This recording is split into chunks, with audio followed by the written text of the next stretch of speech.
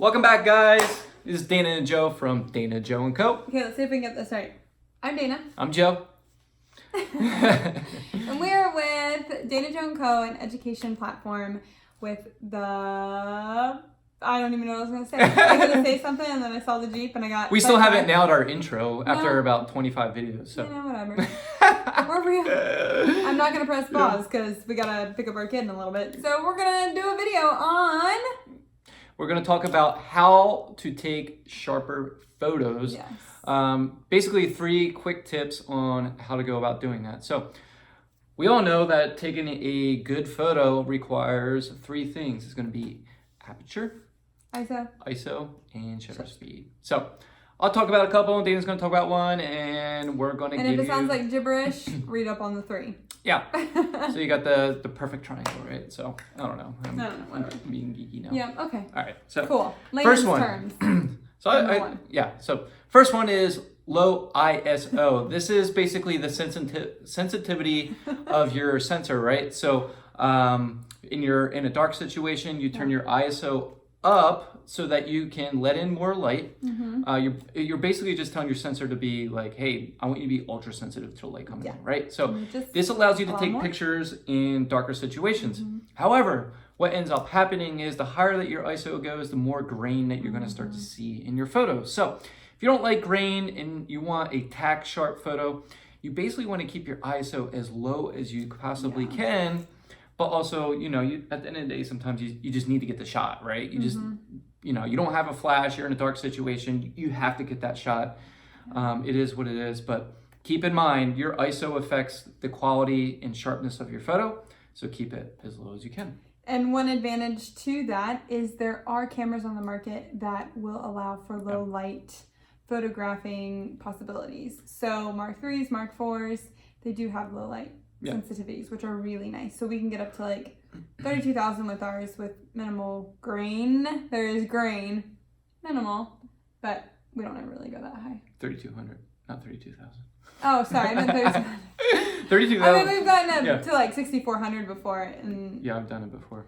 But I don't recommend it. Right. But anyways, the cameras do help with that. So we use Canon. So Canon. We get up to 32,000. Yeah. So if you're ever wondering like why do cameras cost, why they're so expensive, much. right? It's because it really depends on the sensor and how good it is in low light quality. So I can't speak for other cameras out there, but I know that Canon does a fantastic job with the ISO. So I've never really cross compared with any other cameras, but we've been able to always use Canon, and we're happy with what it produces. Yeah. So we're not affiliates for them either, so they have not asked us to speak on their behalf. We just use them. Yeah. Okay, next one. What's tip 2? It's your turn. Oh, I'm talking about that? Shutter speed. Yeah. Right? Okay, so rule of thumb, which is kind of cool. So I have always had my own personal rule of thumb. And when we were first starting out, I didn't really know a lot of like technical terms. I just knew do not let my shutter speed get lower than a certain point. So when I was like teaching Joe, I'd be like, if it gets under 100 when I'm editing photos, I'm going to personally like choke you. It's true story. And I would look and I would be like, it's such a good image, but yet her hand is so blurry because it was at like an 80 or something like that. And so I think once he started editing, he started seeing like, oh, that's why that's so important. Okay, cool. So my rule of thumb was always do never, ever, ever, ever do not go under 100 shutter speed.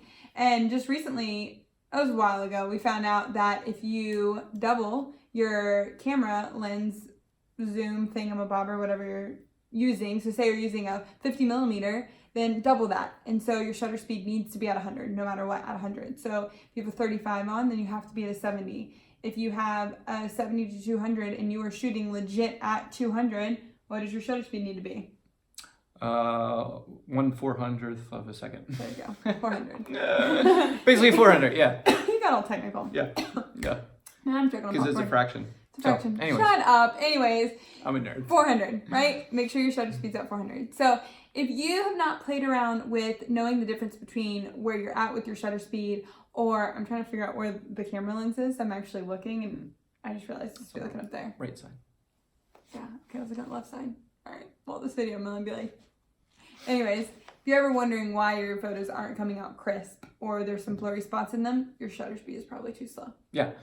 So typically what I'll do is I'll keep my shutter speed fairly high, just because Yeah. when you have that higher shutter speed, like you're capturing the action super fast, but you also want to make sure you're letting in enough light. So if you're getting plenty of light in and you want to increase that shutter speed, do so, because like if anybody moves, but it's not just the subjects that are moving too. Like I know sometimes like on wedding days, I'm running around, I'm hot, I'm tired, I'm breathing heavy, right?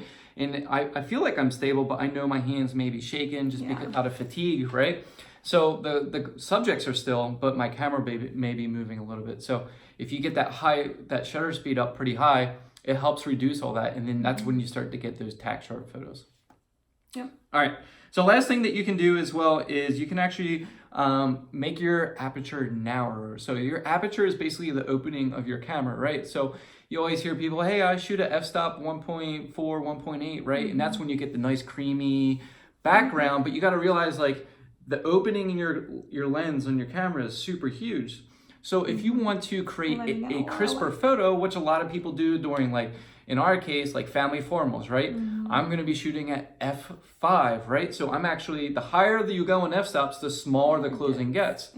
So usually f5 or above, because what that's going to allow me to do is the people who are in row 2 or 3, if there's a lot of family members, I'm making sure that they're all sharp. And they're all in focus, because the lower your aperture, you're going to have a depth of field. You're going to have your focal, subject will be in focus. Everything else will be out of focus. Right. So it's a great look, but not when you have a family formal of 60 people you're trying to get in there. Yeah. So you want to pay attention to kind of like what you're taking pictures of. So a lot of landscape photographers are shooting at f10, 11, f20, right? Yes. Because they want the entire landscape in focus. Now, where does that come into play? Maybe on wedding day. Maybe they're standing in front of a beautiful mountain, or maybe they're standing in front of a beautiful backdrop where you actually, no kidding, want the couple in focus, but you also want the backdrop in focus. So one of the ways to basically make the photo sharp and everything in focus, right, is you're going to do, I don't know, whatever makes sense to you. F5, F10, F15, you got to try it and see if it's the look that you're going for. But realize, again, going back to that triangle, right? So on top, shutter speed, ISO, and then your aperture, right? So if you adjust your aperture and you make that closing smaller, right, it's going to affect everything else over here too. So just, it depends on what the look you're going for in the picture that you're trying to get. And your unique style. Yeah, exactly. Whatever your style is. But realize, if you're not getting sharp photos, you need to look at one of those 3 things, because I guarantee it's one of those things that's affecting the look of your photos. 100%. Cool. Yeah, Trash Truck decided to make a cameo.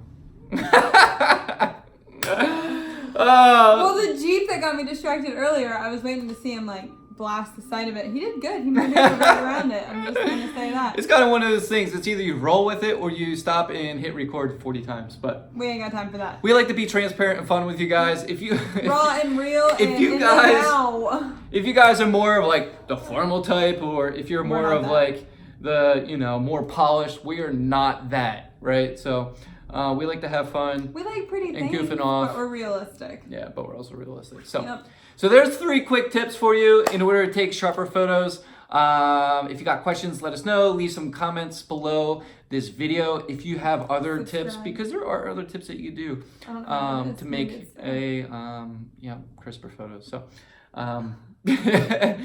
if not, go ahead, subscribe. Come over to our Facebook group called The Booking Lab. We are, again, Dana and Joe from Dana Joe & Co. Giving you out-of-the-box marketing techniques to help build the business you've always dreamed of. That's it. That's all we got. That's all we Bye, guys. We'll see you around. See you in the next video.